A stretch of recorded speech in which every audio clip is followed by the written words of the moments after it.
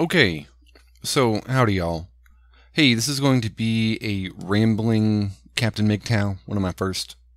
I wrote out a whole paper hoping to better describe how I'm using Star Trek to describe the manosphere, so that certain people who don't understand Star Trek that well can understand me and how I use it better. But that paper, of course, like all my other stuff, got lost. I wrote 4 or 5 pages. And so I'm just going to focus on the Breen species.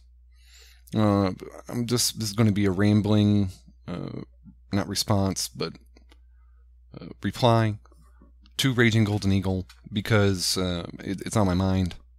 And I was going to catch up on Game of Thrones, but the online source I use for that is apparently just too crappy right now. So if anyone knows any good websites to go to, how shall I say, get Game of Thrones, let me know, all right?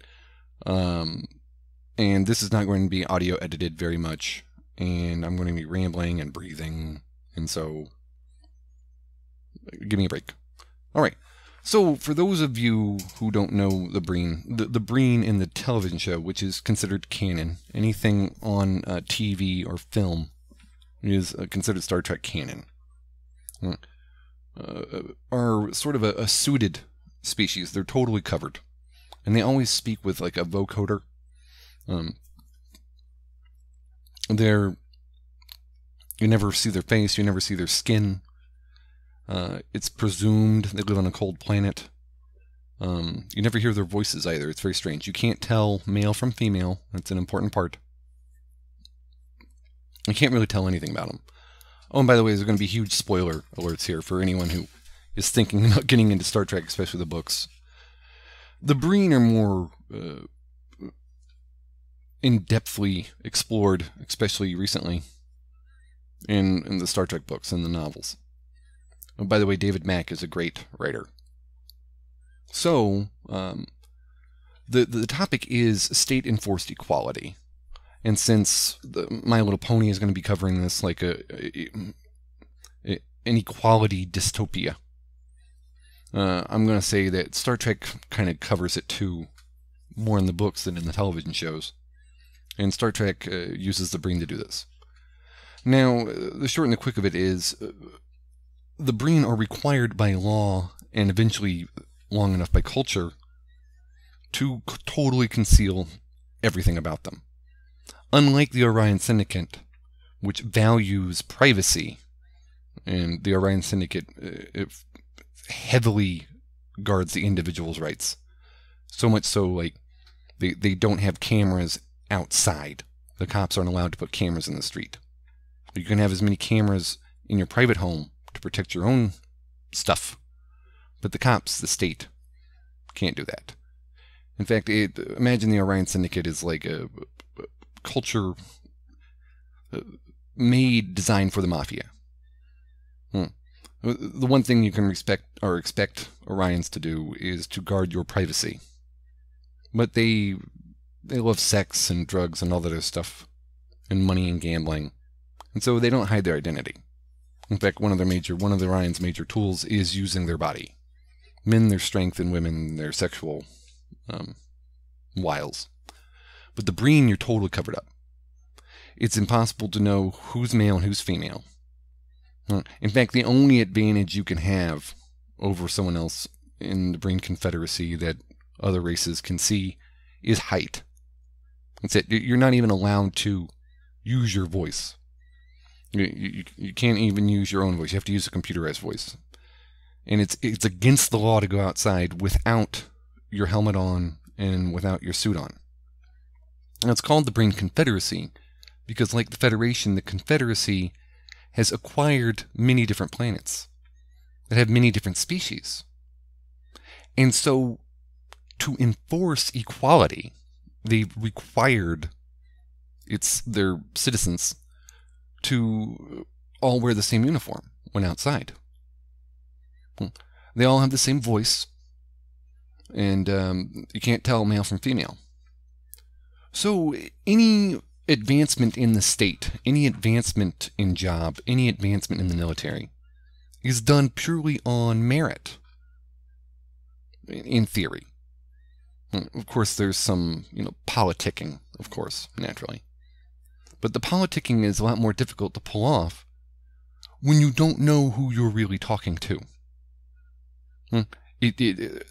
Yeah, we never know if the Breen have a sort of a CIA or a sort of obsidian order, a secret police. But if they do, the Breen Confederacy would be the one place in which a secret police would be most feared. Because they could just pretend to be someone else, have someone else's ID card.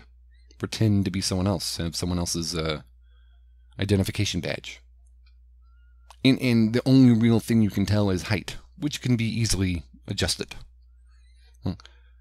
And the Breen are vicious.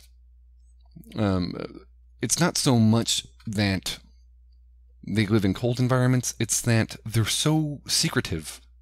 They're so covetous of their own identities, because it's a crime to reveal it, that they live underground most of the time. They don't even want spaceships flying by, like cloaked Klingon ships or cloaked Romulan warbirds flying by and taking orbital photos of them. And the only real benefit of this is that everyone's equal as far as work employment goes, or doing shopping at the market, haggling. Oh, but you can see how this falls apart in every other way. It's kind of an example of Plato's Republic, in which, in Plato's Republic, justice is held as a value above all others. And if you value justice above every other value in life, everything else that makes life worth living, life isn't worth living. So in the Breen Confederacy, they value equality so much that life really isn't worth living. The only person you can reveal your identity to are people in your home. It's considered rude not to take off your helmet when someone invites you in their home. But then, yeah, what if you're trying to mate? What if you're trying to find a partner for procreation's sake? Yeah, you don't know if that person's even of the same species, let alone the opposite sex, until you invite them in your home. And then they could be in your home for a bunch of different reasons. They could be in your home to sort of turn you into the police for having stuff you shouldn't. Who knows? It's kind of like the Orions, where they're paranoid about letting people in their home. But unlike the Orions, who are engaging probably in illegal activities, engaging in normal life for the Breen is illegal. And I'm trying to keep this under 10 minutes. So I hope that wraps up why the Breen in the Star Trek world are sort of an example of equality gone bad. That the people run around so paranoid about the state busting them for privacy violations, which would be sort of like a Harrison Bergeron, not a privacy violation, but a flaunting violation. Revealing your species, revealing your sex. That they might as well just be living in a prison outside their home. Their home is the only place that they can be themselves, literally. And in the books, it's more sad in the books than it really is in the television show. In the television show, their Breen are portrayed as just mean. And of course they would be mean. The rest of the world, the rest of the galaxy gets to, be themselves. And the Breen have to hide everything. Everything. At least the Orions get to run around and do sex, drugs, and stuff, in private. The Breen dare not even engage in sex sometimes. Or even casual conversation.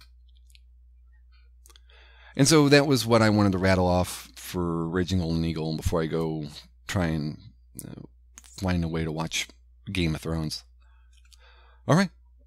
Well, you guys have a nice day. And always remember to go your own way. Yours truly, M.